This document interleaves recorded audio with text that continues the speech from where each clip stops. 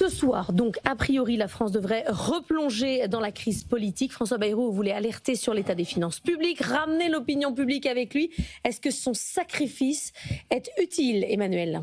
Non, c'est un sacrifice inutile. D'abord parce que il serait très probablement tombé, quoi qu'il arrive, sur le budget, puisqu'on voit pas bien dans son budget ce qui aurait pu susciter une forme minimale d'adhésion de certains partis d'opposition. Inutile parce que finalement, personne ne pourra faire mieux au vu de la composition de l'Assemblée nationale et de la quasi-impossibilité de dégager une majorité. Et puis, personne ne fera mieux parce qu'il n'y a aucune offre politique aujourd'hui qui répond efficacement à la problématique du pays, puisque d'un côté, on a les vieilles recettes du Parti socialiste qui consistent toujours à penser qu'on va taxer plus et que c'est comme ça qu'on résorbera les déficits. Et puis vous avez de l'autre côté les propositions un peu fantasmagoriques du Rassemblement national où le redressement des finances publiques, finalement, repose sur des chiffres un peu fantaisistes, sur des gains dans la lutte contre l'immigration. Et puis alors, c'est toujours les fameuses économies. Hein. Les économies, c'est toujours... On va chasser la fraude. Toujours. Voilà, on va chasser la milliards fraude. Sur la Les milliards sur la fraude, ça c'est toujours l'argument ultime quand on n'en a pas d'autres.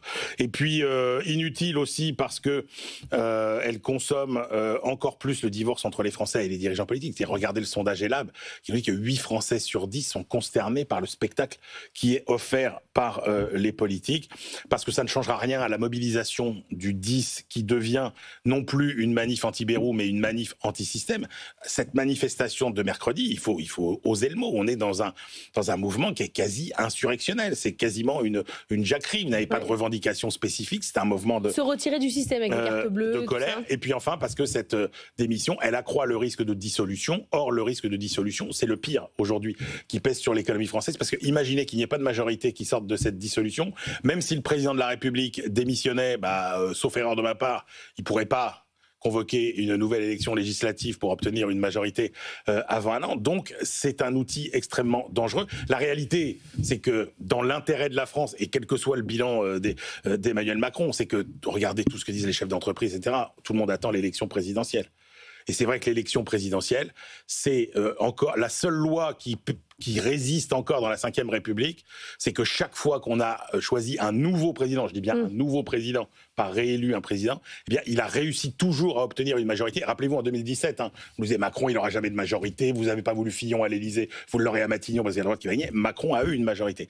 Donc, il n'y a que ça qui éclaircirait le paysage politique. Donc, pas de dissolution avant, c'est-à-dire qu'il faudrait élection présidentielle à nouveau, puis dissolution ça nous après. rapproche d'un blocage politique encore plus durable. Alors, rien n'est moins sûr, parce que la situation est tellement compliquée en France en termes institutionnels aujourd'hui, que rien ne dit que le président élu en 2027 réussisse à dégager une majorité par la suite. Cette décision, elle est utile parce qu'elle peut permettre de débloquer la situation éventuellement. On a besoin d'un accord de non-censure aujourd'hui pour faire passer le budget. C'est ça la priorité des priorités, doter l'État français d'un budget au 1er janvier. Avec François Bayrou, c'était pas possible.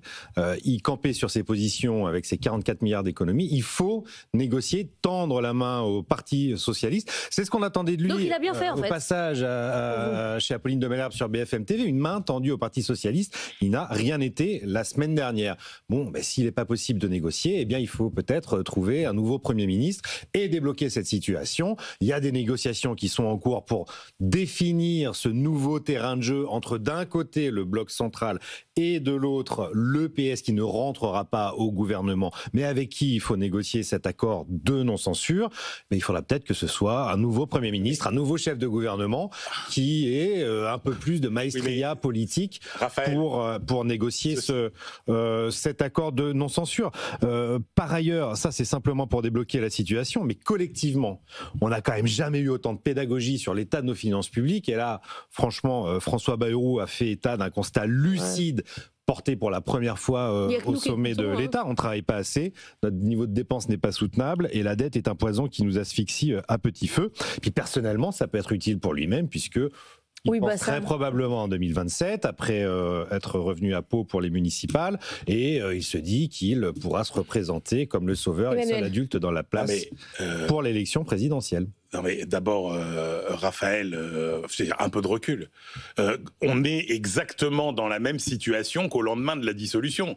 On n'a pas progressé d'un iota. On consomme à peu près 2 premiers ministres par budget, hein, c'est la réalité. Parce que alors après, il y a eu Michel Barnier. Michel Barnier n'a pas réussi à faire passer son budget.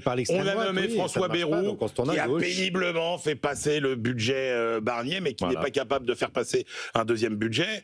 Et donc, qui que soit le prochain, mais ce budget, il est parfaitement indispensable. Et donc, il faut trouver le mouton à 5 pattes qui soit capable de le négocier avec le Parti socialiste. À la limite, on reconduirait le budget de l'année précédente, que ça serait pas dramatique non plus. Ce serait même mieux pour l'état des finances publiques. Et puis, non, mais Raphaël, par contre, le couplet sur il a fait de la pédagogie, il a enfin posé les problèmes sur la table. Non, mais là, on peut pas. Laisse-moi rire. Mais comme jamais, 3 conférences de presse, le constat était lucide du début à la fin. Mais pas du tout, Fillon, avec son état en faillite. Je veux dire, c'est vraiment le 2007, c'est trop vieux. Mais vous avez discuté lors des dîners en ville de la dette régulièrement là ces derniers temps. C'est pas trop vieux, c'est que c'est un constat qui est toujours le même, donc il n'y a rien de nouveau dans son constat. Et alors en plus, il n'avait pour lui aucune idée originale pour y arriver. C'est-à-dire que c'est toujours les mêmes méthodes qui marchent pas, les rabots, on racle les fonds de tiroir, etc. Donc il n'avait aucune chance d'y arriver, donc aucun regret de ce côté-là. Qui va enfin parler de façon un peu nouvelle de la nécessité de réduire ces fameux déficits? Ça, et personne ne l'a fait. Moi, je ne sais pas comment vous faites à part tailler dans la dépense. Alors, on peut effectivement sortir la massue fiscale et se dire il y a quelques riches qui vont payer pour tous nos malheurs. Raphaël, ce sera très simple. Ça n'est pas la solution. Il n'y a pas d'autre solution que de s'occuper de la notre dépense. On c'est de connaît la solution. Non, la solution, c'est de commencer par mettre tout le monde autour de la table pour définir ce que serait un service public du 21e siècle. Raisonnons à partir de nos besoins. De quoi l'État doit se désengager, dans quoi l'État doit s'investir davantage. Et une fois qu'on a défini tout ça, regardons quels moyens on met en face. Un grand conclave des services publics. Et je suis d'accord. Oui, mais si vous mettez les usagers, les fonctionnaires, les élus, les syndicalistes... ça me donne envie de faire une émission spéciale. Vous pensez que vous allez réussir à mettre tous ces gens d'accord? Oui, enfin, il y a un moment, il faut un leadership politique pour donner une loi qui doit être validée par le vote démocratique. Qui tombent d'en haut, machin et tout, qui n'ont jamais marché, qui n'ont jamais produit le moindre résultat. Raphaël nous dit qu'il n'y aura pas un socialiste qui entrera au gouvernement. Philippe Brun sera avec nous tout à l'heure à 7h45. Peut-être qu'il sera ministre des Finances, non, Bercy? On lui posera la question. Qu'est-ce qu'il compte dire à la France qui bosse que les impôts vont augmenter? Qu'est-ce qu'il compte dire d'autre? Ça sera rendez-vous dans 20 minutes.